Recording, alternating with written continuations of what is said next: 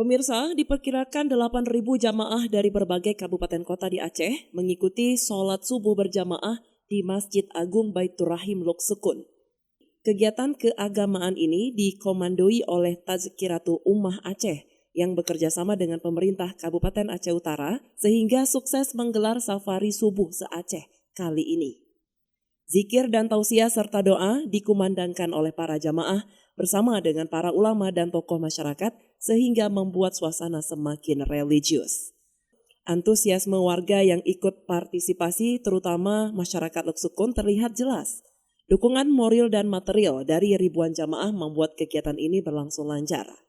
Bahkan para jamaah membludak sampai keluar masjid. Safari subuh kali ini dimulai pada pukul 4 waktu Indonesia Barat dengan berbagai agenda dan berakhir pada pukul 8:30 waktu Indonesia Barat. PJ Bupati Aceh Utara Azwardi yang turut hadir di antara para ulama dan panitia serta tokoh masyarakat dan warga dalam sambutannya mengatakan bahwa safari subuh ini dapat menambah semangat dalam membangun ukhuwah sebagai bagian penting dalam kita membangun persaudaraan atas iman dan ketauhidan.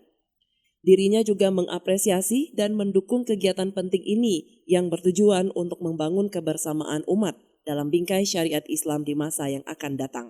Situasi dan kondisi, pentingnya kita menjaga ukhuwah akan memperkuat posisi dan potensi kita sebagai umat.